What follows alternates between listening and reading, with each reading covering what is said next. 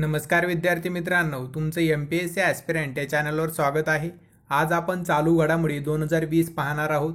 याच्यामध्ये 1 जानेवारी 2020 ते 31 डिसेंबर 2020 पर्यंतच्या सर्व चालू घडामोडी आपण याच्यामध्ये चांगल्या पद्धतीने डिस्कस करणार आहोत। याच्यामध्ये सब टॉपिक आहेत। पहिला आहे लक्षवेधी घडामोडी पाहणार आहोत, नंतर आर्थिक घडामोडी, महत्त्वाचे पुरस्कार, विज्ञान तंत्रज्ञान घडामोडी, पर्यावरण घडामोडी, अशा ह्या 5 महत्त्वाच्या घडामोडी आपण याच्यामध्ये पाहणार आहोत। या सगळ्या महत्त्वाच्या असणार आहेत, जे की एक्झामच्या दृष्टीने महत्त्वाच्या असणार आहेत। 2021 मध्ये जेवढ्या एक्झाम होणार आहेत त्याच्यासाठी सगळ्यात महत्त्वाच्या ह्या चालू घडामोडी असणार आहेत। याची जर तुम्हाला PDF पाहिजे असेल तर PDF साठी MPSC ॲस्पिरंट हे ॲप्लिकेशन डाउनलोड करा। त्याच्यामध्ये तुम्हाला PDF भेटणार आहे आणि आपण ह्या ॲप्लिकेशनमध्ये भरपूर फीचर्स दिलेले आहेत।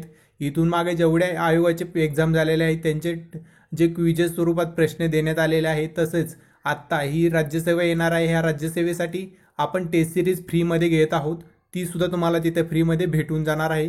त्याच्यामुळे हे ॲप्लिकेशन डाउनलोड करा। ह्याच्यामध्ये तुम्हाला PDF सुद्धा भेटून जाणार आहे आणि ॲप्लिकेशनमधील अपडेट तसंच चालू घडामोडीशी संबंधित अपडेटसाठी @ॲस्पिरंट कट्टा हा आपला टेलिग्राम चॅनल आहे, ह्याला तुम्ही जॉईन व्हा। तर आपण पहिल्यांदा पाहणार आहोत लक्षवेधी घडामोडी। याच्यामध्ये पहिला आहे पब्लिक अफेअर इंडेक्स 2020। तर याच्यामध्ये पब्लिक अफेअर इंडेक्स ही बंगळुरूतून म्हणजे जे बँगलोर आहे, बँगलोरतून चालणारी एक सेवाभावी संस्था आहे। या संस्थेने हा इंडेक्स तयार केलेला आहे। ह्याच्यामध्ये NGOचे जे अध्यक्ष आहेत, ह्या NGOचे अध्यक्ष के कस्तुरीरंगन हे आहेत, जे की इस्रोचे माजी अध्यक्ष राहिलेले आहेत। ही संस्था विकासाच्या आधारावर राज्यांची क्रमवारी जाहीर करते। ही जी संस्था आहे ती विकासाच्या आधारावर राज्यांची क्रमवारी जाहीर करते। देशातील सर्वात सुशिक्षित राज्य हे केरळ आहे सध्या। तर कारभाराच्या बाबतीत उत्तर प्रदेशला म्हणजे सर्वात शेवटच्या स्थानी आहे, म्हणजे कारभार जो आहे उत्तर प्रदेशचा सगळ्यात शेवटच्या क्रमांकावर आहे आणि चंदीगड सर्वात सुशिक्षित केंद्रशासित प्रदेश हा ठरलेला आहे।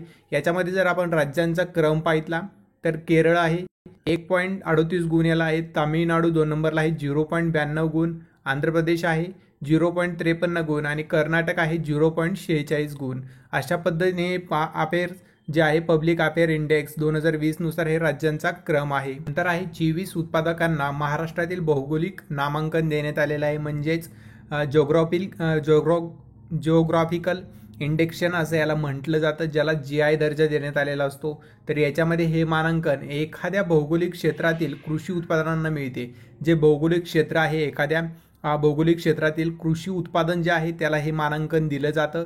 ह्याच्यामध्ये GI टॅग मिळणारे भारतातील पहिले उत्पादन जर पाहितलं आपण तर दार्जिलिंग चहा हा जे आहे त्याला GI टॅग पहिल्यांदा भेटलेला आहे। ह्याच्यामध्ये विविध शेतमालात सर्वाधिक टॅग मिळविणारे महाराष्ट्र हे प्रथम क्रमांकाचे राज्य आहे। म्हणजे सगळ्यात जास्त शेतमालाचे संबंधित जे टॅग आहेत ते सगळ्यात जास्त महाराष्ट्र राज्यातील पिकांना भेटलेले आहेत। याच्यामध्ये जर पाहितलं आपण तर काही याच्यामध्ये आपल्या राज्यातील काही जे GI टॅग भेटलेले आहेत ते अशी पिकं पाहूया। याच्यामध्ये मराठवाडा आहे, मराठवाड्याचा केशर आंबा आहे, जालन्याची मोसंबी, बीडचं सीताफळ, महाबळेश्वरची स्ट्रॉबेरी, नाशिकचं द्राक्ष, लासलगावचा कांदा, नागपूरची संत्री, भिवापूरची मिरची, कोल्हापूरचं घासाळ तांदूळ, नंतर वायगावची हळद, मंगळवेढ्याची ज्वारी, साताऱ्याचा वाह्या घेवडा, नंदुरबार नवापूर आहे, तिथली तुरडाळ आहे। नंतर पुणेचं आंबोमोहर तांदूळ जे आहे तो आहे। नंतर याच्यामध्ये पुरंदरचा अंजीर आहे, नंतर सांगलीचे बेदाणा आहे, सिंधुदुर्ग कोकम, नंतर ठाणे डहाणू जे आहे ते घोलवड चिक्कूसाठी प्रसिद्ध आहे। नंतर जळगाव केळी ह्याला GI टॅग एवढ्या पिकांना महाराष्ट्रातील भेटलेला आहे। PM स्वनिधी योजना, तर PM स्वनिधी योजना म्हणजे काय आहे तर याच्यामध्ये गृहनिर्माण व शहर विकास मंत्रालयातर्फे ही राबवली जाते। ही योजना जी आहे ती गृहनिर्माण व शहर विकास मंत्रालयातर्फे राबवली जाते। रस्त्यावर छोटे मोठे उद्योग करणाऱ्यांना 10,000 रुपये पर्यंतचे कर्ज देण्यासाठी ही योजना सुरू करण्यात आलेली आहे। हिची जी सुरुवात आहे 1 जून 2020 ला ह्या योजनेची सुरुवात करण्यात आलेली आहे। नंतर आहे अंगरिता शेर्पा, तर हा शेर्पा जो आहे याच्याशी संबंधित माहिती पाहणार आहोत। यांनी 1983 ते 1996 दरम्यान एकूण 10 वेळा ऑक्सिजन सिलेंडर विना एव्हरेस्ट शिखर सर केलेलं आहे। म्हणजे ऑक्सिजन सिलेंडर जे आहे त्याच्याशिवाय यांनी एव्हरेस्ट शिखर हे 10 वेळेस सर केलेलं आहे। 1983 ते 1996 दरम्यानमध्ये याच्यामध्ये असा विक्रम करणारे जगातील एकमेव गिर्यारोहक हे आहेत. यांना स्नो लेपर्ड म्हणजेच बर्फाळ प्रदेशातील चित्ता या नावाने यांना ओळखलं जातं. याच्याशी संबंधित प्रश्न येऊ शकतो, त्याच्यामुळे हा जो टॉपिक आहे याच्यामध्ये ॲड करण्यात आलेला आहे. नंतर आहे केंद्रीय माहिती आयोग. मुख्य माहिती आयुक्तपदी यशवर्धन सिन्हा यांची निवड करण्यात आलेली आहे याच्यामध्ये. तर हे अटल बिहारी वाजपेयी यांच्या काळात जम्मू काश्मीरचे राज्यपाल होते. महाराष्ट्रातील पत्रकार उदय माहूरकर यांची माहिती आयुक्त म्हणून निवड त्यांच्याबरोबर करण्यात आलेली आहे. तर 28 ऑक्टोबर 2020 रोजी ही नियुक्ती करण्यात आलेली आहे. ते देशाचे 11वे मुख्य माहिती आयुक्त हे ठरलेले आहेत. पण आता केंद्रीय माहिती आयोगाशी संबंधित काही माहिती पाहणार आहोत. याची स्थापना जी आहे 12 ऑक्टोबर 2005 रोजी केंद्रीय माहिती आयोगाची स्थापना झालेली आहे. याची रचना जर पाहितली आपण तर एक मुख्य माहिती आयुक्त असतो आणि 10पेक्षा जास्त नसतील एवढे माहिती आयुक्त याच्यामध्ये नियुक्त केले जातात. याची निवड समितीमध्ये कोण असतं यांची जी नियुक्ती करण्यासाठी याच्यामध्ये पंतप्रधान अध्यक्ष असतात, लोकसभा विरोधी पक्षनेता एक असतं आणि नंतर केंद्रीय कॅबिनेट मंत्री याच्यामध्ये काही असतात. तर याच्यामध्ये जर पाहितले यांची नेमणूक कोण करतं तर राष्ट्रपती नेमणूक करतात. राष्ट्रपती नेमणूक कशी करतात तर जी निवड समिती आहे त्यांच्या शिफारशीनुसार राष्ट्रपती यांची निवड करतात. ह्याच्यामध्ये मुख्य माहिती आयुक्त कार्यालय यांचे जर वय बघितलं आपण तर 5 वर्ष किंवा 65 वर्ष जे अगोदर पूर्ण होईल ते याच्यामध्ये त्यांचा कार्यकाल यांचा असतो. तर ते पुनर्नियुक्तीस पात्र नसतात, पुनर्नियुक्तीसाठी ते पात्र नसतात. याच्यामध्ये दीपक संधू, सुषमा सिंह ह्या 2 महिलांनी आतापर्यंत मुख्य माहिती आयुक्त पद हे भूषवले आहे. नंतर आहे जागतिक भूक निर्देशांक 2020 अहवाल. याच्यामध्ये 107 देशांपैकी 94व्या क्रमांकावर असलेला भारत हा उपासमारीच्या बाबतीत गंभीर प्रवर्गात आत्ता गणला जात आहे. ह्याच्यामध्ये 107 देशांपैकी 94व्या क्रमांकावर भारत सध्या आहे. तर याच्यामध्ये 2019 मध्ये पाहितलं तर 2019 मध्ये 117 देशामध्ये भारत हा 102व्या क्रमांकावर होता. भारताला या निर्देशांकांमध्ये 27.2 गुण इतके गुणांकन मिळालेलं आहे. 2006 पासून हा निर्देशांक प्रकाशित केला जातो. जागतिक भूक निर्देशांक हा 2006 पासून निर्देशांक प्रकाशित केला जातो. हा निर्देशांक वर्ल्ड हंगर हेल्प आणि कन्सर्न वर्ल्ड वाईड या एक संस्था एकत्रपणे तयार करतात. हा आपला जो जागतिक भूक निर्देशांक आहे ह्या वर्ल्ड हंगर हेल्प आणि कन्सर्न वर्ल्ड वाईड ही जी संस्था आहेत ह्या 2 संस्था एकत्रितपणे हा अहवाल तयार करतात. ह्या दरवर्षी 16 ऑक्टोबरला हा अहवाल जाहीर केला जातो. ह्याच्यामध्ये जर पाहितलं तर 16 ऑक्टोबरला काय असतं तर जागतिक अन्न दिवशी हा निर्देशांक प्रकाशित केला जातो. हा निर्देशांक काढताना 4 घटक विचारात घेतले जातात. याच्यामध्ये लोकसंख्येतील कुपोषणाचं प्रमाण पाहितलं जातं. नंतर बालमृत्यू दर पाहितला जातो. बालकांमधील कुपोषण प्राबल्य पाहितलं जातं. बाल जन्मदर याच्यामध्ये पाहितलं जातं आणि त्याच्यावरून हा निर्देशांक काढला जातो. जर GHI पाहितला आपण ग्लोबल हंगर इंडेक्स निर्देशांकानुसार 0 ते 100 दरम्यान हा गणला जातो. म्हणजे 0 जर पाहितला आपण तर हा उपासमार नसणे असतो. तर 100 पर्यंत जसजसं वाढत जाईल त्याला अत्यंत वाईट उपासमार असते. तर आहे आशियातील सर्वात मोठे विमानतळ पाहितले आपण तर आशियातील मोठ्या विमानतळाची निर्मिती दिल्लीजवळील नोएडा या शहरामध्ये होत आहे. जेवर आंतरराष्ट्रीय विमानतळ म्हणून देखील हे विमानतळ ओळखले जाईल. जेवर आंतरराष्ट्रीय विमानतळ असं त्या विमानतळाला म्हणून ओळखलं जाणार आहे. 2023 ते 24 पासून या ठिकाणी विमान उड्डाण सुरू करण्यात येणार आहे. हे विमानतळ पूर्णपणे डिजिटल असणार आहे. विमानतळ निर्मिती कंत्राट जे आहे ती स्वित्झर्लंडची कंपनी ज्युरिक एअरपोर्ट इंटरनॅशनलला देण्यात आले. प्रधानमंत्री स्वामित्व योजना तर याच्यामध्ये 24 एप्रिल 2020 रोजी ग्रामपंचायत राज दिवसाच्या निमित्ताने पंतप्रधान नरेंद्र मोदी यांनी भारतातील ग्रामीण भागासाठी स्वामित्व योजनेची या घोषणा केलेली आहे. योजनेचा उद्देश जर पाहितला आपण तर संपत्तीवरून असणाऱ्या भ्रम आणि भांडण तंटे संपवणे याचा योजनेचा उद्देश आहे. नंतर याची जर सुरुवात पाहितली तर 11 ऑक्टोबर 2020 रोजी ह्या योजनेची सुरुवात झालेली आहे. ऑनलाईन उद्घाटनाच्या वेळी पंतप्रधानांनी हवेली तालुक्यातील कोंडणपूर येथील विश्वनाथ मुजमुले यांच्याशी हा संवाद साधण्यात आलेला आहे, पंतप्रधानांनी यांच्याशी संवाद साधलेला आहे। तर याच्याशी संबंधित प्रश्न विचारला जाऊ शकतो। तर पंतप्रधानांनी या योजनेचे वर्णन रेकॉर्ड ऑफ राईट्स असं ह्याचं योजनेचं वर्णन केलेलं आहे। ही योजना प्रायोगिक तत्वावर 6 राज्यात राबवली जाणार आहे। तर याच्यामध्ये 6 राज्य पाहितले तर कोणते आहेत, तर एक आहे उत्तर प्रदेश, मध्य प्रदेश, महाराष्ट्र, कर्नाटक, उत्तराखंड, हरियाणा असे 6 राज्य आहेत की ज्या ठिकाणी ही योजना राबवण्यात येणार आहे। 3 शेतकरी विधेयक आता जे सगळ्यात जास्त त्याच्यावर दंगा वगैरे चालू आहे, जे पंजाबमधील शेतकरी दिल्लीमध्ये आलेले आहेत त्यांच्याशी संबंधित शेतकरी विधेयक आहेत 3, ते शेतकरी विधेयकाशी संबंधित हा चालू घडामोडी आहे। याच्यामध्ये कृषी उत्पन्न व्यापार आणि वाणिज्य जे विधेयक आहे 2020 याच्यामध्ये निर्माण करण्यात आलेलं आहे। याच्यामध्ये शेतकरी सक्षमीकरण व आणि संरक्षण म्हणजे किंमत हमीभाव आणि कृषी सेवाविषयक करार विधेयक जे 2020 याच्यामध्ये अपडेट करण्यात आलेलं आहे। नंतर आहे अत्यावश्यक वस्तू दुरुस्ती विधेयक 2020। हे जे 3 कायदे आहेत ते जुन्या कायद्यांमध्ये दुरुस्ती करून तयार करण्यात आलेले आहेत। याच्यामध्ये जर पाहितलं लोकसभेत मंजुरी कधी मिळाली तर 17 सप्टेंबर 2020 रोजी मिळाली, राज्यसभेत मंजुरी 20 सप्टेंबर 2020 रोजी याला मंजुरी मिळालेली आहे आणि राष्ट्रपतीची स्वाक्षरी कधी झाली तर 27 सप्टेंबर 2020 रोजी राष्ट्रपतींची स्वाक्षरी झालेली आहे। अशा प्रकारे 3 विधेयक आहेत की जे तुम्हाला परीक्षामध्ये विचारले जाऊ शकतात, परंतु आता जे त्याची अंमलबजावणी होणार होती ती आता पोस्टपोन झालेली आहे। सर्वोच्च न्यायालयाने निर्णय दिलेला आहे की 2 वर्षाच्या नंतर 2 वर्षासाठी हे पोस्टपोन करण्यात आलेले आहे याची अंमलबजावणी, परंतु याच्यावर आता सध्या आंदोलन चालू आहे त्याच्यामुळे काय घडामोडी घडतील हे माहीत नाही, परंतु याच्याशी संबंधित प्रश्न येऊ शकतो म्हणून हा टॉपिक घेतलेला आहे। नंतर आहे संयुक्त राष्ट्राच्या महिला आयोग सदस्यपदी भारत। ह्याच्यामध्ये संयुक्त राष्ट्राचं महिला आयोग सदस्यपद जे आहे ते भारताला मिळालेलं आहे। ह्याच्यामध्ये संयुक्त राष्ट्राच्या आर्थिक व सामाजिक मंडळांतर्गत या महिला आयोगाचा समावेश होतो।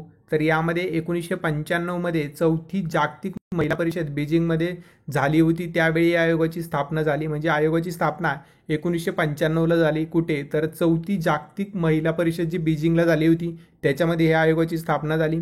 आयोगाला 25 वर्ष पूर्ण होत आहेत सध्या, त्याच्यामुळे याच्यावर प्रश्न विचारला जाऊ शकतो आणि 25व्या वर्षी भारताची त्याच्यामध्ये सदस्यपदी निवड झालेली आहे। याच्यामध्ये जर पाहितलं UN commission on the status of women याला असं म्हटलं जातं, याची स्थापना 21 जून 1946 रोजी झाली। मुख्यालय जर पाहितलं तर न्यूयॉर्क या शहरामध्ये अमेरिका या ठिकाणी आहे। तर अध्यक्ष मेहर मार्गारायन आर्मेनिया असं ते अध्यक्ष आहेत तिथे। नंतर सदस्य जर पाहितलं तर 45 सदस्य आहेत, 4 वर्षासाठी 5 भागातून हे सदस्य निवडले जातात। तर आहे स्वच्छ सर्वेक्षण अहवाल 2020। याच्यामध्ये केंद्रीय गृहनिर्माण आणि नगरविकास मंत्रालयाने 20 ऑगस्ट 2020 रोजी 5वा अहवाल हा प्रकाशित केलेला आहे। याच्यामध्ये स्वच्छ सर्वेक्षण अहवाल हा जो आहे दरवर्षी हा अहवाल प्रकाशित केला जातो। ह्या मंत्रालयाअंतर्गत हा अहवाल प्रकाशित केला जातो। यावर्षी स्वच्छ शहरांची सर्वसाधारण क्रमवारी प्रसिद्ध करण्याऐवजी लोकसंख्या हा घटक विचारात घेऊन क्रमवारी निश्चित करण्यात आलेली आहे। याच्यामध्ये मध्य प्रदेशातील इंदोर शहर जे आहे हे 4थ्यांदा हे शहर पहिल्या स्थानावर आहे। तर अशा प्रकारे इंदोर शहर हे 4थ्यांदा ह्या स्थानावर पहिल्या स्थानावर विराजमान आहे। या सर्वेक्षणानुसार जर आपण पाहितलं तर याच्यामध्ये क्रमवारी पाहणार आहोत। याच्यामध्ये 10 लाखापेक्षा अधिक लोकसंख्या असलेले शहर जर पाहितले तर याच्यामध्ये इंदोर शहर पहिल्या स्थानी आहे, हे मध्य प्रदेशमध्ये आहे। नंतर दुसऱ्या स्थानी सुरत आहे, हे गुजरातमध्ये आहे। नंतर नवी मुंबई आहे, महाराष्ट्रामध्ये आहे। नंतर आहे 1 ते 10 लाख लोकसंख्या असलेली शहरे, म्हणजे 1 ते 10 लाख पर्यंत आता जे लोकसंख्या आहे त्यातील शहरे पाहूया। याच्यामध्ये अंबिकापूर आहे छत्तीसगडमध्ये, म्हैसूर गुजरातमध्ये आहे, नवी दिल्ली असे 3 शहरांचा हा क्रमांक आहे 1 ते 10 लाख लोकसंख्या असलेल्या शहरांमध्ये। नंतर पहिली 3 कंटोन्मेंट बोर्ड जे आहेत ते आहे जालंधर पंजाबमध्ये आहे एक, नंतर दिल्ली आणि मिरत उत्तर प्रदेश या ठिकाणी आहे। नंतर देशातील टॉप अस्वच्छ शहरे जर पाहितले म्हणजे अस्वच्छ आहे जे शहर ते जर पाहितले आपण तर याच्यामध्ये आहे पाटणा, पूर्व दिल्ली, चेन्नई, कोटा, उत्तर दिल्ली, मदुराई आणि मिरत असे हे टॉप 10 अस्वच्छ शहर याच्यामध्ये आहेत। देशातील पहिली किसान रेल्वे गाडी तर याच्याशी संबंधित प्रश्न विचारला जाऊ शकतो म्हणून हा प्रश्न घेण्यात आलेला आहे। याच्यामध्ये रेल्वे मंत्री पियुष गोयल आणि केंद्रीय कृषी मंत्री नरेंद्र सिंह तोमर यांनी व्हिडिओ कॉन्फरन्सिंगद्वारे 8 ऑगस्ट 2020 रोजी किसान रेल्वेचा हा हिरवा झेंडा दाखवलेला आहे। 8 ऑगस्ट 2020 रोजी कोणी तर रेल्वे मंत्री पियुष गोयल आणि केंद्रीय मंत्री नरेंद्र सिंह तोमर यांनी व्हिडिओ कॉन्फरन्सिंगद्वारे 8 ऑगस्ट 2020 रोजी हा रेल्वेला हिरवा झेंडा दाखवण्यात आलेला आहे। ही रेल्वे महाराष्ट्र ते बिहार राज्यात धावणार आहे, त्याच्यामुळे ह्याच्यावर प्रश्न विचारला जाऊ शकतो आणि हे कृषीशी संबंधित आहे त्याच्यावर प्रश्न विचारला जाऊ शकतो। तर महाराष्ट्र देवळाली या ठिकाणी रेल्वे म्हणजे धावणार आहे, ते बिहार दानापूर या ठिकाणापर्यंत ही रेल्वे धावणार आहे। ह्याच्यामध्ये 17 टनापर्यंत माल वाहून नेण्याची क्षमता या ट्रेनमध्ये असणार आहे। यामधील कंटेनर फ्रीजसारखे आहेत पूर्ण। ह्याच्यामध्ये नाशवंत पदार्थ, शेती उत्पादने यांची दूरवर होणारी वाहतूक सोपी व्हावी हा हेतू याच्यामागे आहे। नंतर आहे राज्य कांदळवन वृक्ष जाहीर करणारे महाराष्ट्र पहिले राज्य आहे, म्हणजे कांदळवन जे वृक्ष आहे ते जाहीर करणारे महाराष्ट्र याच्यामध्ये पहिलं राज्य ठरलेलं आहे देशामध्ये। तर याच्यामध्ये 7 ऑगस्ट 2020 रोजी महाराष्ट्राच्या वन्यजीव मंडळाने पांढरी चिप्पी म्हणजे सफेद चिप्पी या कांदळवन वृक्षास, हे कांदळवन वृक्ष आहे जे की पांढरी चिप्पी ह्याला महाराष्ट्र राज्याचा कांदळवन वृक्ष घोषित केलेला आहे। कधी तर 7 ऑगस्ट 2020 रोजी।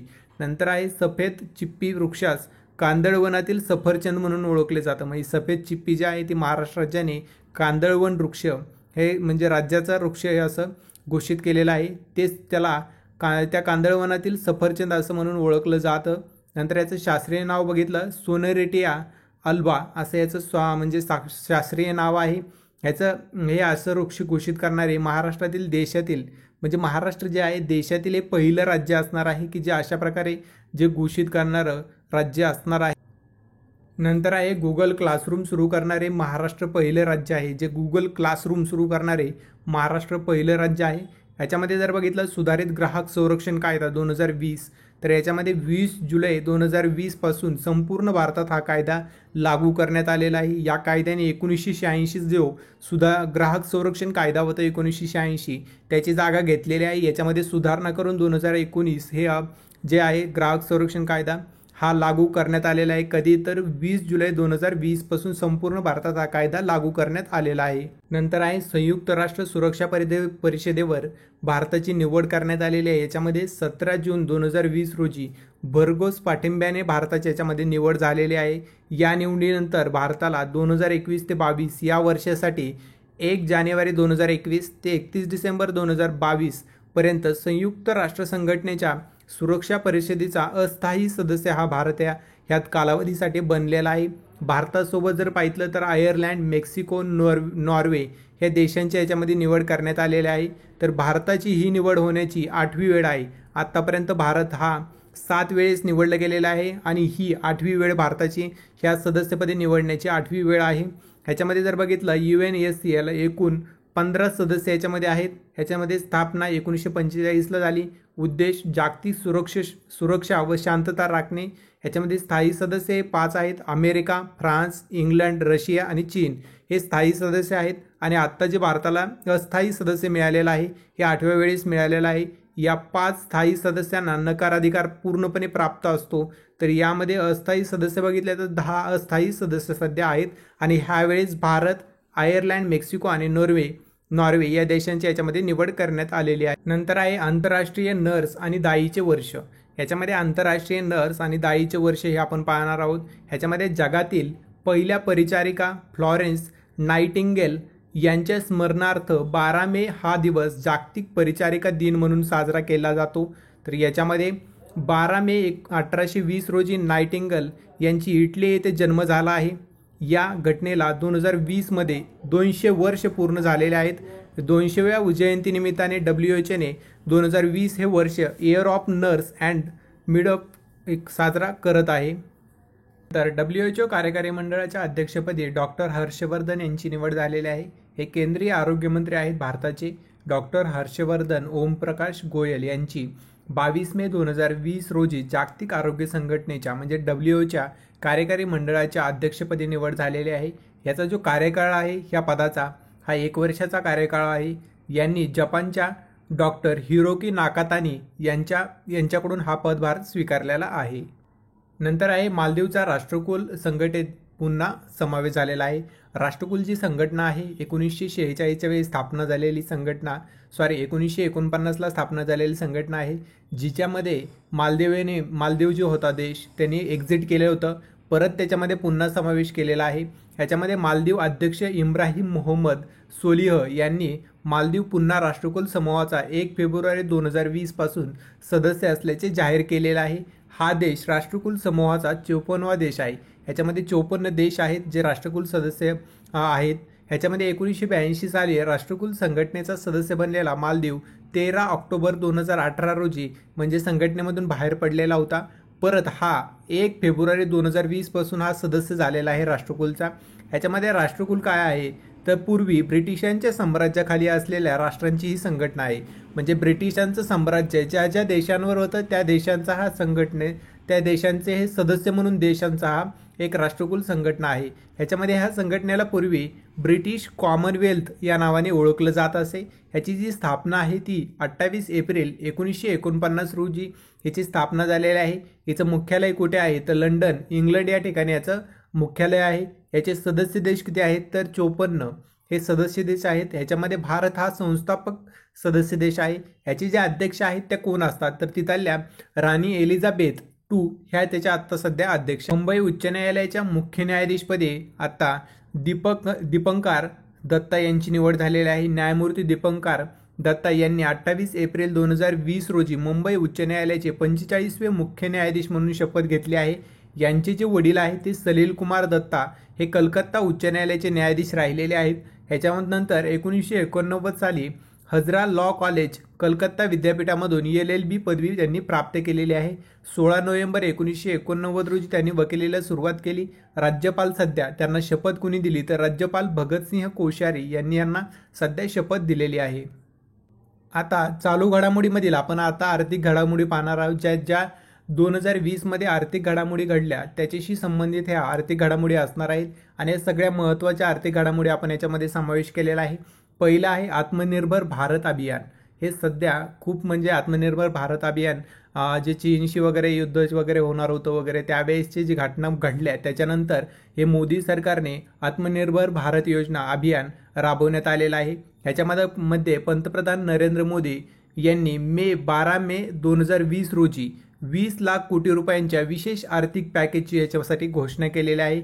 आत्मनिर्भर भारत ही संकल्पना 2 स्तंभावर आधारलेली आहे। ह्याच्यामध्ये पहिला स्तंभ आहे भारतीय उद्योगांना वित्तीय मदत करणे, दुसरा स्तंभ आहे भारतीय नागरिकांना भारतीय ब्रँडच्या वस्तू विकत घेण्यासाठी प्रोत्साहित करणे आणि नंतर आत्मनिर्भर भारतातील पुढील 5 घटक सगळ्यात जास्त महत्त्वाचे आहेत। त्याच्यामध्ये आहे एक लघु उद्योजक, दुसरा आहे स्थलांतरित मजूर, तिसरा आहे कृषी व संलग्न क्षेत्र, चौथा आहे गुंतवणूक आणि पाचवा आहे संस्थात्मक बदल। असे याच्यामधले काही घटक हे सगळ्यात जास्त महत्त्वाचे आहेत। नंतर आहे जागतिक आर्थिक स्वातंत्र्य निर्देशांक 2020। हा निर्देशांक सगळ्यात महत्त्वाचा आहे। 2018च्या माहिती आधारित हा निर्देशांक तयार करण्यात आलेला आहे। याच्यामध्ये फ्रेझर इन्स्टिट्यूट ऑफ कॅनडा आणि centre of civil society Delhi यांच्या संयुक्त विद्यमानाने हा अहवाल तयार करण्यात आलेला आहे। हा 24वा अहवाल असून 10 सप्टेंबर 2020 रोजी हा प्रकाशित करण्यात आलेला आहे। याच्यामध्ये 162 देशांच्या यादीमध्ये भारताचा हा याच्यामध्ये 105वा क्रमांक लागलेला आहे। तर गेल्या वर्षी भारताचा हा 79वा क्रमांक त्यावेळेस होता। नंतर आहे पहिला निर्यात सज्जता निर्देशांक 2020। ह्याच्यामध्ये स्पर्धात्मक संस्थेच्या सहकार्याने नीती आयोगाने पहिला एक्सपोर्ट जो आहे प्रेडनेस इंडेक्स हा केलेला आहे। ह्याच्यामध्ये उद्देश काय आहे तर संधी आणि आव्हाने यांची निश्चितीकरण करणे, नंतर सरकारी धोरणांची परिणामकारकता वाढविणे, निर्यातीसाठी सुलभ नियामक चौकट तयार करण्यास प्रोत्साहन देणे। 4 घटकावर हे आधारित आहे। याच्यामध्ये धोरण आहे व्यावसायिक परिस्थितिकी, निर्यात परिस्थितिकी, निर्यात कामगिरी या घटकांवर हे आधारित आहे। याच्यामध्ये 2018-19 मध्ये भारताची व्यापारी निर्यात ही $331 अब्ज एवढी आहे। ह्याच्यामध्ये सन 2024 पर्यंत भारतीय अर्थव्यवस्थेचे आकारमान $5 ट्रिलियन करण्याचे याच्यामध्ये लक्ष्य निर्धारित करण्यात आलेलं आहे। ह्याच्यामध्ये EPI क्रमवारीतील पहिली 3 राज्य कोणती आहेत त्याच्यामध्ये तर याच्यामध्ये पहिलं आहे गुजरात 75.19 गुण आहेत, महाराष्ट्र आहे नंतर 2 नंबरला 75.14 गुण आहेत, नंतर तामिळनाडू आहे 64.93 गुण याला आहेत। नंतर EPI क्रमांकानुसार पहिले 3 केंद्रशासित प्रदेश कोणते आहेत तर दिल्ली 45.80 आहे, चंदीगड 26.07 गुण आहेत, नंतर पुदुचेरी 21.86 गुण एवढे ह्याच्यासाठी आहे. त्यांची क्रमवारीही लक्षात ठेवा, ह्याच्यावर प्रश्न विचारला जाऊ शकतो. नंतर आहे जागतिक नाविन्यता निर्देशांक 2020. ह्याच्यामध्ये 13वा जागतिक नाविन्यता निर्देशांक 2 सप्टेंबर 2020 रोजी प्रसिद्ध करण्यात आलेला आहे. हा 13वा आहे. ह्याच्यामध्ये कॉर्नेल विद्यापीठ, इन्सीड आणि जागतिक बौद्धिक संपदा संघटनेद्वारे हा निर्देशांक संयुक्तपणे तयार करण्यात आलेला आहे. ह्याची जी संकल्पना आहे ती काय आहे तर कोविड-19 महामारीमुळे झालेल्या मानवी आणि जागतिक आर्थिक नुकसानीची पार्श्वभूमी लक्षात घेता नाविन्यतेला वित्तपुरवठा कोण करेल अशी याची संकल्पना सगळ्यात मोठी आहे. नंतर याच्यामध्ये एकूण 131 देशांमध्ये भारताचा 48वा क्रमांक याच्यामध्ये लागलेला आहे. याच्यामध्ये गेल्या वर्षी भारत हा 52व्या क्रमांकावर होता. याच्यामध्ये पहिले काही राष्ट्र आहेत जे पहिले म्हणजे नाविन्यता निर्देशांकामध्ये, ह्याच्यामध्ये स्वित्झर्लंड पहिला आहे, नंतर स्वीडन, नंतर अमेरिका, अशा ह्या देशांचा याच्यामध्ये क्रम लागतो. भारताचा याच्यामध्ये 48व्या क्रमांकावर भारत आहे. नंतर आहे ईज 2.0 बँकिंग सुधारणा निर्देशांक 2020. ह्याच्यामध्ये 9 सप्टेंबर 2020 रोजी केंद्रीय वित्त आणि कंपनी व्यवहार मंत्री निर्मला सीतारामन यांनी ईज 2.0 बँकिंग सुधारणा निर्देशांकाअंतर्गत चांगली कामगिरी करणाऱ्या बँकांना पुरस्कार देण्यात आलेला आहे. ह्याच्यामध्ये टॉप इम्प्रोव्हर्स कॅटेगरी बँका ज्या कोणत्या आहेत तर याच्यामध्ये bank of Maharashtra, central bank of India, corporation bank. याच्यामध्ये नंतर टॉप परफॉर्मन्स बँका कोणत्या आहेत तर याच्यामध्ये बँक ऑफ बडोदा, SBI आणि ओरिएंटल बँक ऑफ कॉमर्स, अशा ह्या बँकांचा क्रम आहे. नंतर आपण GDP तिमाही आकडेवारी पाहणार आहोत. त्याच्यामध्ये 31 ऑगस्ट 2020 रोजी सांख्यिकी मंत्रालयाने 2020-21 आर्थिक वर्षाच्या एप्रिल ते जून तिमाहीतील GDPची आकडेवारी जाहीर केलेली आहे. ह्याच्यामध्ये देशाचा विकास दर पाहितला तर आपण उणे 23.9% म्हणजे -23.9% एवढा आत्ता विकास दर आपल्या घसरलेला आहे. ह्याच्यामध्ये 40 वर्षात पहिल्यांदाच GDPमध्ये इतकी मोठी घसरण झालेली आहे भारताची. नंतर याच्यामध्ये मूडीज भारताचे पतमानांकन काय आहे मूडीजनुसार तर 1 जून 2020 रोजी भारताचे पतमानांकन Baa2 वरून Baa3 असे कमी करण्यात आले आहे. ह्याच्यामध्ये अर्थव्यवस्थेतील मंद वाढते ऋण आणि आर्थिक प्रणालीमधील निरंतर ताणतणाव ही भारताच्या पतमानांकन दर्जातील घटीची काही कारणे आहेत. हे 3 कारणे खूप महत्त्वाचे आहेत. त्याच्यामध्ये अर्थव्यवस्थेतील मंद वाढते ऋण आणि आर्थिक प्रणालीमधील निरंतर ताणतणाव हे भारताच्या पतमानांकन दर्जातील घटीचे काही कारणे आहेत. आहे 22वा विधी आयोग. ह्याच्यामध्ये पंतप्रधान नरेंद्र मोदी यांच्या अध्यक्षतेखाली झालेल्या केंद्रीय मंत्रिमंडळाच्या बैठकीत भारताच्या 22व्या विधी आयोगाच्या स्थापनेला 19 फेब्रुवारी 2020 रोजी मंजुरी देण्यात आलेली आहे. ह्या आयोगाचा कालावधी हा 3 वर्षाचा असणार आहे. ह्याच्यामध्ये 21वा विधी आयोग जो स्थापन झाला होता त्याचे अध्यक्ष कोण होते तर बलबीर सिंग चव्हाण हे त्याचे अध्यक्ष होते. मुदत होती 2015 ते 31 ऑगस्ट 2018 पर्यंत त्याची मुदत होती. नंतर आहे 15वा वित्त आयोग अहवाल. ह्याच्यामध्ये 1 फेब्रुवारी 2020 रोजी हा अहवाल तयार करण्यात आलेला आहे. ह्याच्या काही तरतुदी आपण याच्यामध्ये पाहणार आहोत. ह्याच्यामध्ये केंद्रीय कर महसुलातील 41% हिस्सा राज्यांना देण्याची शिफारस 15व्या वित्त आयोगाने केलेली आहे.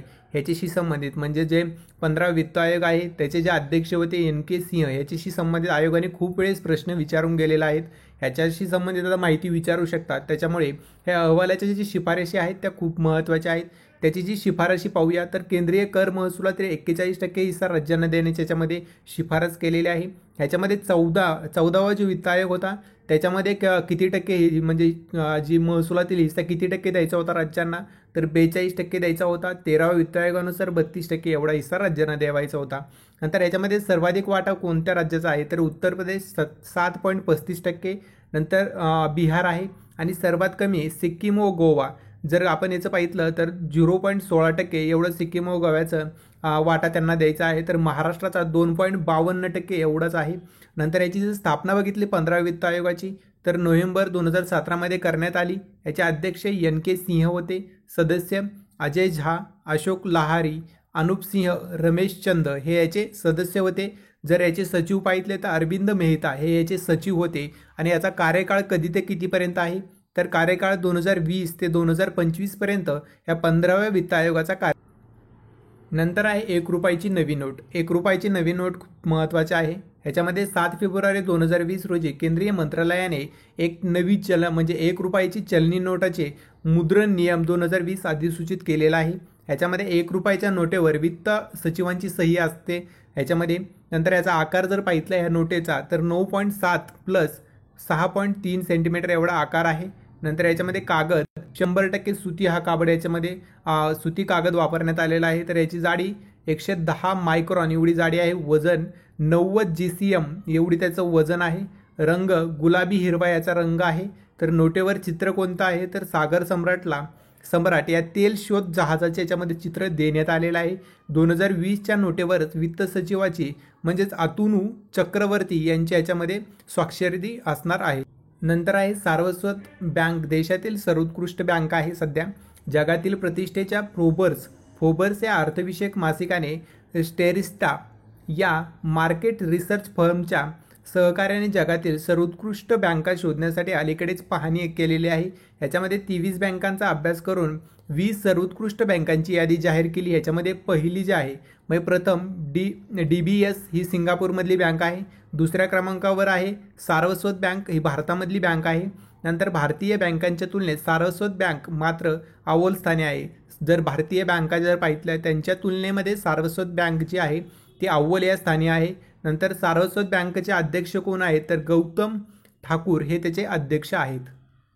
नंतर आहे ग्लोबल जेंडर गॅप रिपोर्ट. ह्याच्यामध्ये वर्ल्ड इकॉनॉमिक्स फोरमद्वारे 2006 पासून दरवर्षी हा अहवाल प्रकाशित केला जातो. याच्यामध्ये भारत जर पाहितला तर 122व्या क्रमांकावर याच्यामध्ये भारत आहे. गेल्या वर्षी ग्लोबल जेंडर गॅप रिपोर्टनुसार भारत हा 108व्या क्रमांकावर होता. आता 112व्या क्रमांकावर भारत आहे. नंतर आहे लोकशाही निर्देशांक अहवाल. आता लोकशाही निर्देशांक अहवाल ह्याच्यानुसार भारताचा हा क्रमांक 51 आहे. तर 2019चा भारताचा जो गुणांक आहे तो 6.9 एवढा आहे. प्रथम 5 देश आपण याच्यामध्ये पाहणार आहोत. याच्यामध्ये जर लोकशाही निर्देशांकानुसार पाहितलं तर नॉर्वे प्रथम स्थानी आहे. नंतर आईसलँड, स्वीडन, नंतर न्यूझीलँड आणि नंतर फिनलँड हे देशांचा ह्याच्यामध्ये क्रम आहे. शेवटचे देश जर पाहितले आपण लोकशाही निर्देशांकामध्ये तर चाड, सिरिया, मध्य आफ्रिका हे देश शेवटच्या स्थानाकडून आहेत. नंतर ह्याच्यामध्ये द इकॉनॉमिक्सने 2006 मध्ये हा निर्देशांक जाहीर करण्यास सुरुवात केलेली आहे. तर आहे ट्रान्सपरन्सी नॅशनल अहवाल. याच्यामध्ये इंटरनॅशनल अहवाल हा आहे. ह्याच्यामध्ये जगातील 180 देशामध्ये भारताचे स्थान किती आहे तर 80व्या स्थानावर भारत याच्यामध्ये आहे. जर भारताचे गुण पाहितले तर 41 गुण एवढे भारताचे गुण ह्या ट्रान्सपरन्सी इंटरनॅशनल अहवालामध्ये आहेत. तर याच्यामध्ये प्रथम क्रमांकावर कमी भ्रष्टाचार, म्हणजे जे प्रथम क्रमांकावर असतात ते कमी भ्रष्टाचार असतात. आणि जेवढं लांब म्हणजे 180व्या क्रमांकावर जे असेल ते सगळ्यात भ्रष्टाचारी देश असेल. तसाच भारताचा 80वा क्रमांक भारताचा आहे. तर याच्यामध्ये डेन्मार्क आणि न्यूझीलंड, फिनलंड, स्वीडन आणि सिंगापूर आणि स्वीडन याच्यामध्ये कमी भ्रष्टाचारी देश हे आहेत. तर पहिला गुड गव्हर्नन्स इंडेक्स हा पाहणार आहोत. देशातील सर्व राज्य आणि केंद्रशासित प्रदेशाच्या प्रशासकीय कारभाराचे मोजमाप करण्यासाठी केंद्र सरकारकडून सुप्रशासन निर्देशांक 2020 हाचा प्रारंभ करण्यात आलेला आहे. ह्याच्यामध्ये प्रथम जर बघितलं आपण तर तामिळनाडू, महाराष्ट्र आणि कर्नाटक या 3 राज्यांचा क्रमांक लागतो. केंद्रीय कार्मिक मंत्रालयाने हा निर्देशांक अटल बिहारी वाजपेयी यांच्या जन्मदिनी 25 डिसेंबर सुशासन दिन या रोजी जाहीर करण्यात आलेला आहे. ह्याचे जर उद्दिष्ट पाहितले तर विविध राज्य आणि केंद्रशासित प्रदेशातील कारभारांची तुलना करण्यासाठी प्रमाणाची आकडेवारी व इतर डेटा पुरविणे हे घेतलेलं आहे. नंतर प्रशासनात सुधारणा करण्यासाठी राज्यांना धोरणात्मक दृष्टिकोन देणे, उत्तम प्रशासनाची संकल्पना अंमलात आणण्यासाठी राज्यांना विशिष्ट ध्येय गाठण्यासाठी मदत करणे, त्यांना तशी दृष्टी देणे.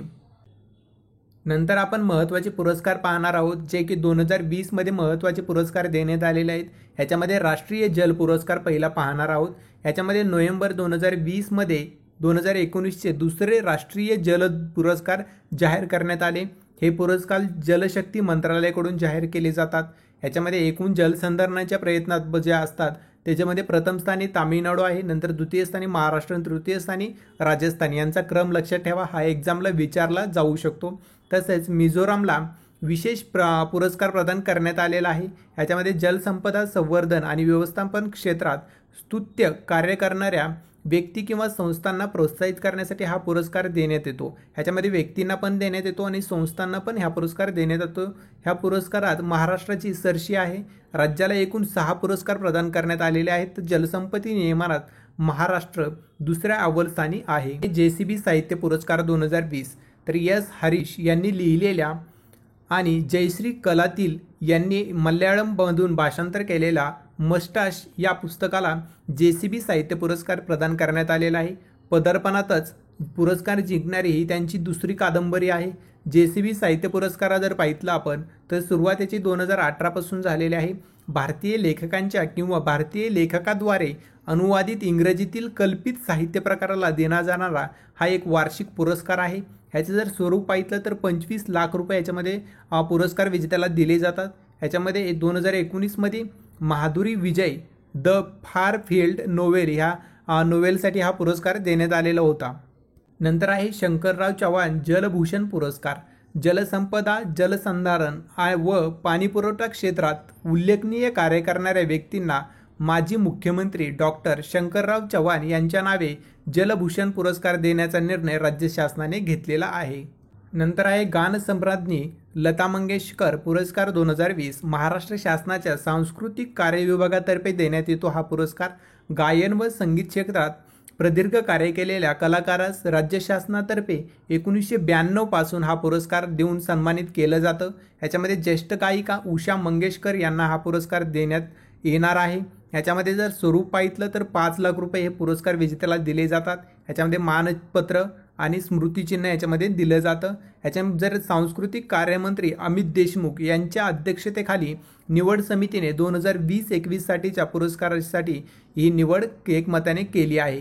कोणाची तर उषा मंगेशकर या ज्येष्ठ गायिकांना हा पुरस्कार देण्यात आलेला आहे. शांतीस्वरूप भटनागर पुरस्कार 2020. प्रतिष्ठेच्या शांतीस्वरूप भटनागर पुरस्कार यंदा राज्यातील doctor Amol Kulkarni, doctor Yurdesh Dutta, doctor Kishuk Dasgupta आणि डॉक्टर UK आनंद वर्धनन यांना हा पुरस्कार जाहीर झाला आहे. वैज्ञानिक आणि औद्योगिक संशोधन परिषदेतर्फे विज्ञान संशोधन क्षेत्रातील योगदानासाठी वैज्ञानिकांना हा पुरस्कार दिला जातो. यंदा देशातील 12 व्यक्तींना हा पुरस्कार जाहीर झाला आहे. त्यापैकी महाराष्ट्रातील हे 4 व्यक्ती आहेत वर दिलेल्या त्या पुरस्कार त्यांना देण्यात आलेला आहे. तर सुरुवात 1958 पासून या पुरस्काराची सुरुवात झालेली आहे. याचं जर स्वरूप पाहितलं तर 5 लाख रुपये पुरस्कार विजेत्याला दिले जातात. वयाच्या 65 पर्यंत दरमहा 15,000 रुपये दिले जातात. नंतर आहे ज्ञानपीठ पुरस्कार. तर ज्ञानपीठ पुरस्कार सगळ्यांसाठी महत्त्वाचा आहे. सगळ्या एक्झामसाठी याच्यावर प्रश्न येऊन गेलेले आहेत, त्याच्यामुळे हा पुरस्कार आपण घेतलेला आहे. याची सुरुवात 1965 मध्ये झालेली आहे. याचे संस्थापक शांतीप्रसाद जैन यांनी केलेले आहे. टाइम्स ऑफ इंडियाचे संस्थापक आहेत. पहिला पुरस्कार G. शंकर कुरूप यांना देण्यात आला. स्वरूप 11 लाख रुपये आहे. 54वा जो पुरस्कार आहे 2018 रोजी अमिताभ घोष यांना देण्यात आला. 24 सप्टेंबर 2020 रोजी 2019चा ज्ञानपीठ पुरस्कार मल्याळम कवी नंबद्रीना यांना देण्यात आला, म्हणजे प्रदान करण्यात आला. याचे सदर पुरस्कार 55व्या क्रमांकाचा आहे. काव्यसंग्रह बलिदर्शन, अरंगेताम, नंतर निमिषा क्षेत्रम, नंतर इडुनुजू, पॉलिंजा लोकम, अमृता घटक, नंतर कालिक कोटील, नंतर गद्यसंग्रह जर पाहितले तर उपनयन, समवर्तनम हे जे त्यांचे गद्यसंग्रह आहेत. आतापर्यंत 4 मराठी भाषिकांना ज्ञानपीठ पुरस्कार मिळाला आहे. ह्याच्यामध्ये वि. स. खांडेकरांना 1974 रोजी ययाती कादंबरीसाठी भेटला होता. नंतर वि. शिरवाडकरांना 1987 रोजी विशाखा या कादंबरीसाठी मिळाला होता. तर गोवी करंदीकर म्हणजेच गोविंद विनायक करंदीकर यांना 2003 रोजी अष्टदर्शने या कादंबरीसाठी हा पुरस्कार देण्यात आला. नंतर भालचंद्र नेमाडे यांना 2014 हिंदू या कादंबरीसाठी हा पुरस्कार. नंतर आहे मॅन बुकर पुरस्कार 2020. ह्याच्यामध्ये स्कॉटिश अमेरिकी लेखक डगलस स्टुअर्ट यांच्या शग्गी बेन या कादंबरीला 2020चा बुकर पुरस्कार मिळालेला आहे. हा पुरस्कार मिळविणारे ते दुसरे स्कॉटिश लेखक आहेत. यापूर्वी 1994 मध्ये जेम्स केलमन यांना हा पुरस्कार how late it was how late या पुस्तकासाठी मिळाला होता. याची सुरुवात ह्या पुरस्काराची 1969ला झालेली आहे. मॅन ग्रुपकडून याची सुरुवात झालेली आहे. नंतर स्वरूप याचं 50,000 पाऊंड एवढे याची रक्कम त्या पुरस्कार विजेत्याला दिली जाते. ह्या पुरस्काराशी संबंधित खूप वेळेस आयोगाने प्रश्न विचारलेला आहे, त्याच्यामुळे हे पुरस्कार याच्यामध्ये समावेश केलेला आहे. तर आहे मॅन बुकर इंटरनॅशनल पुरस्कार 2020. 2020 वर्षासाठीचा हा पुरस्कार नेदरलँडच्या लेखिका मारिएक लुकास रिस्नेवेल्ड यांना हा प्रदान करण्यात आलेला आहे. त्यांचे वय 29 वर्ष आहे. बुकर पुरस्कार मिळणाऱ्या त्या सर्वात कमी वयाच्या लेखक ठरल्या आहेत. नेदरलँडमधल्या ग्रामीण भागातील एका धार्मिक शेतकरी कुटुंबाच्या कहाणीवर आधारित द डिस्कम्फर्ट ऑफ इव्हनिंग या पुस्तकासाठी हा पुरस्कार प्रदान करण्यात आलेला आहे. सुरुवात 2005ला झालेली आहे या पुरस्काराची. ह्याची घोषणा 2004ला झालेली आहे. 2005 ते 2015 हा पुरस्कार दर 2 वर्षांनी दिला जायचा, परंतु 2016 पासून हा पुरस्कार दरवर्षी दिला जातो. ह्याच्यामध्ये 2019चा पुरस्कार हा जोका अलहर्ती ओमानच्या ज्या लेखिका आहेत त्यांना हा देण्यात आलेला आहे. नंतर आहे शाहू पुरस्कार 2020. राजर्षी शाहू छत्रपती मेमोरियल ट्रस्टच्या वतीने हा पुरस्कार देण्यात येतो. 2020चा पद्मश्री डॉक्टर तात्याराव लहाने यांना जाहीर झाला. 1984 पासून हा पुरस्कार दिला जातो. तर 2020चा जो पुरस्कार आहे तो तात्याराव लहाने यांना शाहू पुरस्कार जाहीर झाला आहे. नंतर आहे नारी शक्ती पुरस्कार. केंद्रीय महिला व बालकल्याण मंत्रालयाच्या वतीने हा पुरस्कार दिला जातो. जागतिक महिला दिनानिमित्त 8 मार्च 2020 रोजी राष्ट्रपती भवनाच्या सांस्कृतिक केंद्रात या पुरस्काराचे आयोजन करण्यात आले. महिलांच्या सक्षमीकरणात उल्लेखनीय योगदान देणाऱ्या देशातील 15 महिलांना यावेळी पुरस्काराने सन्मानित करण्यात आलेला आहे. तर 15 महिलांमध्ये महाराष्ट्रातील रश्मी ऊर्ध्वरेषे यांना हा पुरस्कार समावेश होता. यांनी महिला सक्षमीकरण आणि वाहन उद्योग क्षेत्रात महिलांचा टक्का वाढवण्यात मोलाचे योगदान दिले आहे. ह्या पुरस्काराची सुरुवात 1999 पासून झालेले आहे. याचं जे स्वरूप पाहिलं तर 1 लाख रुपये व प्रमाणपत्र याच्यामध्ये देण्यात येते. नंतर आहे जागतिक अन्न पुरस्कार 2020. प्राध्यापक डॉक्टर रतनलाल यांना 2020 सालचा पुरस्कार जाहीर झालेला आहे. हे भारतीय वंशाचे मूळ असलेले आणि अमेरिकेच्या ओहिओ स्टेट युनिव्हर्सिटी येथील कृषी व अन्न आणि पर्यावरण विषयाचे प्राध्यापक आहेत. याच्यामध्ये डॉक्टर रतनलाल हे भारतीय अमेरिकन मृदा संशोधक आहेत. पहिला पुरस्कार भारतीय हरित क्रांतीचे जनक डॉक्टर MS स्वामीनाथन यांना प्रदान करण्यात आलेला आहे. तर अमेरिकेतील वर्ल्ड फूड प्राइज फाउंडेशन या संस्थेच्या वतीने हा पुरस्कार दिला जातो. ह्याचं जर स्वरूप पाहिलं तर $2.5 लाख एवढं याचं पुरस्काराचं हे स्वरूप आहे. तर जागतिक अन्न दिन म्हणजे 16 ऑक्टोबर या पुरस्काराचे वितरण केले जाते. नंतर आहे विंदा करंदीकर जीवनगौरव पुरस्कार. मराठी साहित्य क्षेत्रात उल्लेखनीय काम करणाऱ्या साहित्यकाला दरवर्षी राज्य सरकारतर्फे हा पुरस्कार प्रदान करण्यात येतो. यावर्षी हा पुरस्कार कवयित्री अनुराधा पाटील यांना जाहीर झालेला आहे. याचं जर स्वरूप पाहिलं तर 5 लाख रुपये मानचिन्ह आणि मानपत्र याच्यामध्ये देण्यात येतं. नंतर आहेत फिल्मफेअर पुरस्कार. आसामची राजधानी गुवाहाटी येथील इंदिरा गांधी ॲथलेटिक्स स्टेडियममध्ये 15 फेब्रुवारी 2020 रोजी 65वा ॲमेझॉन फिल्मफेअर पुरस्कार सोहळा पार पडला. त्यावेळेस काही पुरस्कार देण्यात आले. याच्यामध्ये काही पुरस्कार महत्त्वाचे घेतलेले आहेत. त्याच्यामध्ये सर्वोत्कृष्ट चित्रपट गल्ली बॉयला देण्यात आला. नंतर सर्वोत्कृष्ट दिग्दर्शक म्हणून जोया अख्तर गल्ली बॉयचे दिग्दर्शक आहे त्या. नंतर सर्वोत्कृष्ट अभिनेता रणवीर सिंग गल्ली बॉयसाठी देण्यात आला. नंतर सर्वोत्कृष्ट अभिनेत्री आलिया भट गल्ली बॉयसाठी. सर्वोत्कृष्ट सहाय्यक अभिनेत्री अमृता सुभाष गल्ली बॉयमध्ये. नंतर सर्वोत्कृष्ट सहाय्यक अभिनेता सिद्धांत चतुर्वेदी गल्ली बॉयमध्ये आहे. नंतर बेस्ट म्युझिक अल्बम गल्ली बॉय आणि कबीर सिंग आहे. नंतर सर्वोत्कृष्ट गीत अपना टाइम आएगा हे गल्ली बॉयमधील सर्वोत्कृष्ट गीत आहे. नंतर सर्वोत्कृष्ट पार्श्वगायक कलंक नाही हे अरिजित सिंगचं गाणं जे आहे कलंक नाही याच्यासाठी पार्श्वगायकसाठी हा पुरस्कार देण्यात आलेला आहे. नंतर आहे ऑर्डर ऑफ ऑस्ट्रेलिया पुरस्कार. भारतीय महिला उद्योजक किरण मुजुमदार शॉ यांनी 17 जानेवारी 2020 रोजी हा पुरस्कार देण्यात आलेला आहे. हा ऑस्ट्रेलियाचा सर्वोच्च नागरी पुरस्कार यांना प्रदान करण्यात आलेला आहे. भारत आणि ऑस्ट्रेलिया यांच्या द्विपक्षीय संबंध दृढ करण्यात महत्त्वपूर्ण भूमिका बजावल्यामुळे त्यांना हा पुरस्कार प्रदान करण्यात आलेला आहे. यांना ओतमर सुवर्णपदक 2014 रोजी देण्यात आलं. पद्मश्री 2089 रोजी देण्यात आलं. पद्मभूषण पुरस्कार 2005 रोजी आणि कर्नाटक राज्य उत्सव पुरस्कार 2002 रोजी यांना प्रदान करण्यात आलेला आहे. नंतर आहेत ऑस्कर पुरस्कार. तर ऑस्कर पुरस्कारामध्ये 93वा ऑस्कर पुरस्काराचे 9 फेब्रुवारी 2020 रोजी लॉस एंजेलिस अमेरिका या ठिकाणी वितरण करण्यात आलेलं आहे. यामध्ये दक्षिण कोरियाचा बोंग जून हो दिग्दर्शित पॅरासाइट हा सर्वोत्कृष्ट चित्रपट ठरलेला आहे. प्रथमच इंग्रजी भाषेच्या व्यतिरिक्त हा पुरस्कार या चित्रपटास मिळाला आहे. सर्वोत्कृष्ट चित्रपट कोणता? पॅरासाइट. नंतर सर्वोत्कृष्ट अभिनेता जॉकिन फिनिक्स हा जोकर जो चित्रपट आहे त्यातील हा अभिनेता आहे. नंतर सर्वोत्कृष्ट अभिनेत्री रेनी झेल्वेगर जुडी ह्या मूव्हीमधला ऑस्कर त्यांना देण्यात आलेला आहे. नंतर सर्वोत्कृष्ट दिग्दर्शक बोंग जून हो पॅरासाईटमध्ये आहे. नंतर सर्वोत्कृष्ट दृश्य परिणाम 1917 जे मूवी आहे त्याच्यासाठी आहे. सर्वोत्कृष्ट सहाय्यक अभिनेता Brad Pitt once upon a time in Hollywood याच्यासाठी हा पुरस्कार देण्यात आला. सर्वोत्कृष्ट सहाय्यक अभिनेत्री लॉरा डर्न मॅरेज स्टोरी याच्यासाठी हा पुरस्कार देण्यात आला. नंतर ऑस्करसाठी भारताकडून जल्लीकट्टू हा चित्रपटाची निवड करण्यात आली. हा चित्रपट लिओ जोस पेलिसरी यांनी हा दिग्दर्शित केलेला आहे. नंतर आहे ज्ञानोबा तुकाराम पुरस्कार.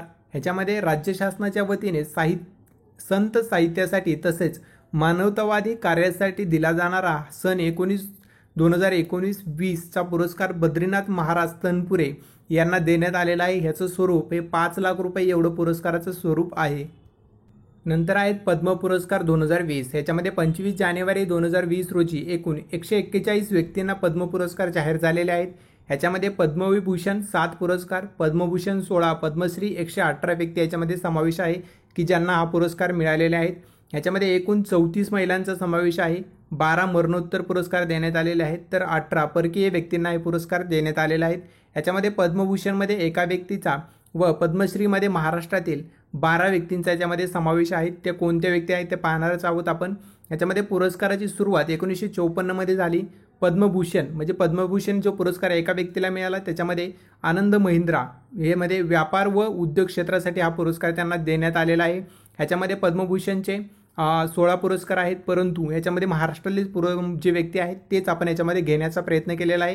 याच्यामध्ये पद्मश्रीमध्ये जहीर खान क्रीडा क्षेत्राशी संबंधित, नंतर पोपटराव पवार सामाजिक कार्याशी संबंधित आहेत, राहीबाई पोपेरे हे कृषीशी संबंधित आहेत, नंतर कंगना राणावत कला क्षेत्राशी, डॉक्टर रमन गंगाखेडकर विज्ञान व अभियांत्रिकीशी संबंधित आहेत, करण जोहर कला क्षेत्राशी, सरिता जोशी कला क्षेत्राशी, अदनान सामी संगीत क्षेत्राशी संबंधित आहेत, नंतर सईद मेहबूब शाह कादरी हे सामाजिक कार्याशी संबंधित आहेत, डॉक्टर सेंड्रा देसा सुजा हे वैद्यकीय क्षेत्राशी संबंधित आहेत, सुरेश वाडकर कला क्षेत्राशी, एकता कपूर कला क्षेत्राशी संबंधित आहेत.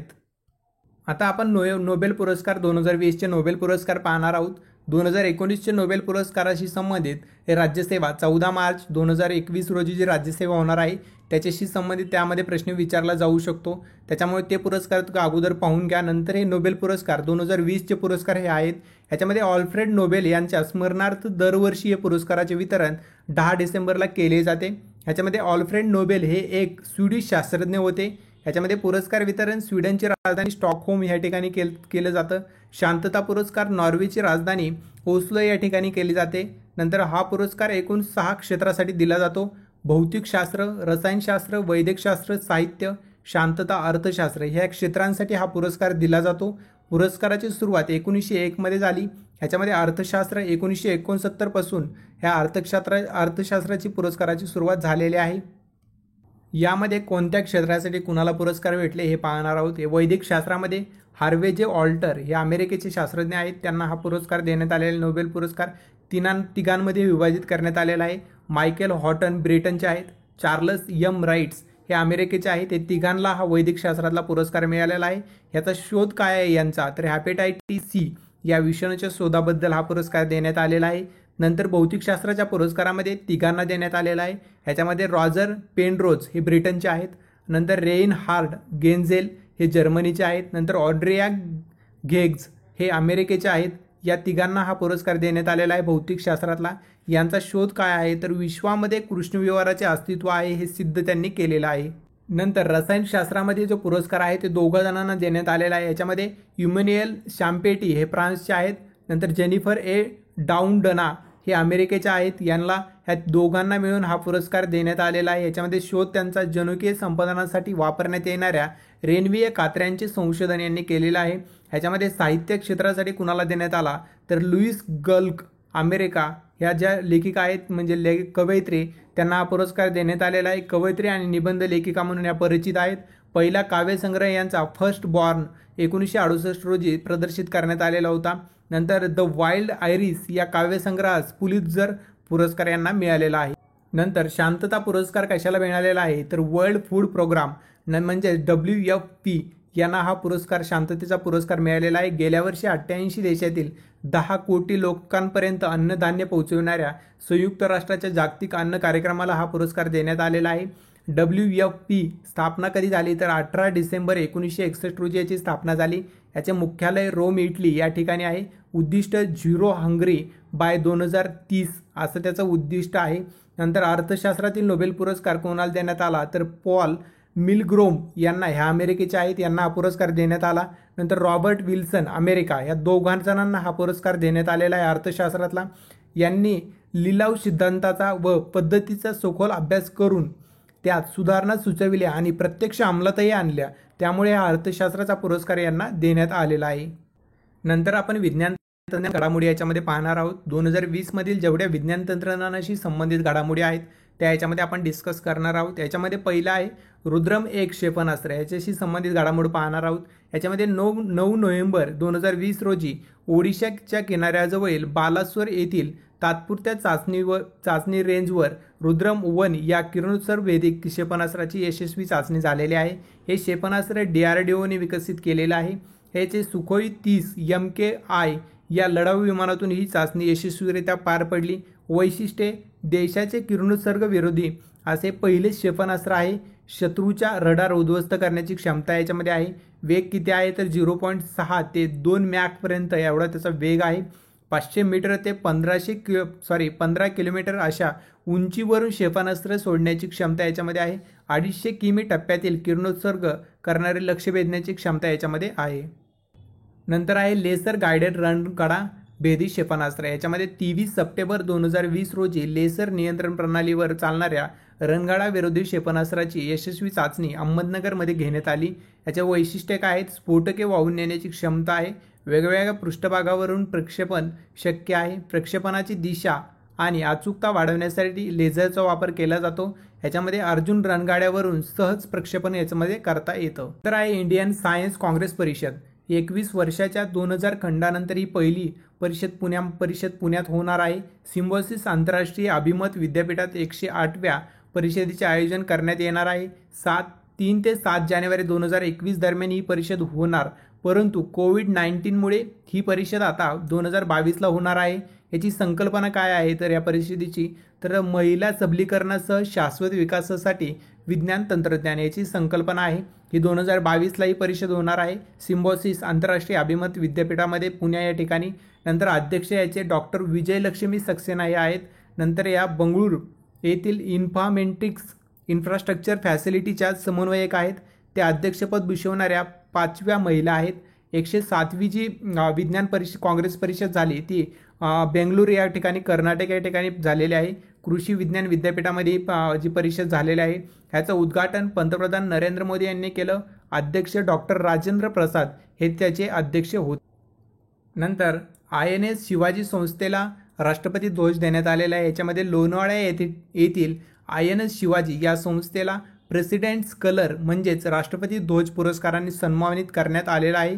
याची स्थापना जे झालेली आहे कधी तर 15 फेब्रुवारी 1945ला झाली।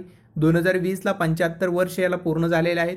भारतीय नौदल, तटरक्षक दल, मित्र राष्ट्रांच्या नौदलाचे अधिकारी तसेच इतर दलातील सैन्य अधिकारी यांना आवश्यक प्रशिक्षण देण्याचे काम या संस्थेत होते।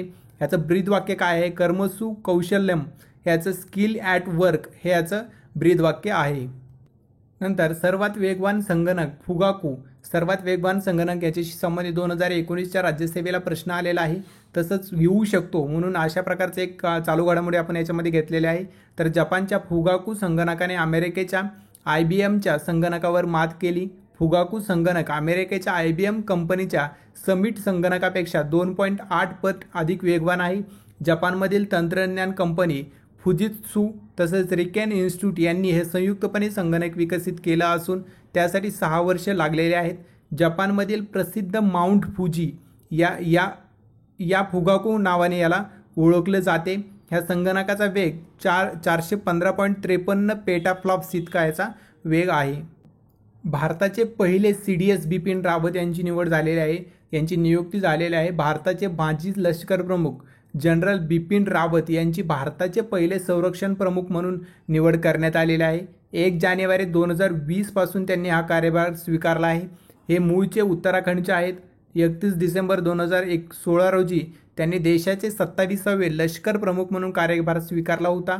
पंतप्रधान नरेंद्र मोदी यांनी 73व्या स्वातंत्र्य दिनी म्हणजे 15 ऑगस्ट 2019 रोजी तिन्ही संरक्षण दलाचे एकत्रित नेतृत्व करणाऱ्या चीफ ऑफ डिफेन्स स्टाफ म्हणजे CDS या पदाची निर्मिती करण्याची घोषणा केली होती. त्याच्यानुसार त्या पदाची निर्मिती करण्यात आली व त्याचे जे पहिले प्रमुख आहेत ते बिपिन रावत यांची निवड करण्यात आलेली आहे. नंतर आपण पर्यावरणाशी संबंधित काही घडामोडी पाहणार आहोत. ह्याच्यामध्ये काटेचेंडू वनस्पतीच्या नव्या प्रजातीचा शोध उत्तर पश्चिम घाटामध्ये झालेला आहे. ह्याच्यामध्ये महाराष्ट्रातील उत्तर पश्चिम घाटात या वनस्पतीचा शोध लागला. बॉम्बे नॅशनल हिस्ट्री सोसायटी, साठे महाविद्यालय तसेच इटलीतील कॅमेरोनो विद्यापीठातील संशोधकांनी हा शोध लावला आहे. ह्याच्यामध्ये इचिनॉप्स सह्याद्रिकस असे या प्रजातीचे नामकरण करण्यात आलेलं आहे.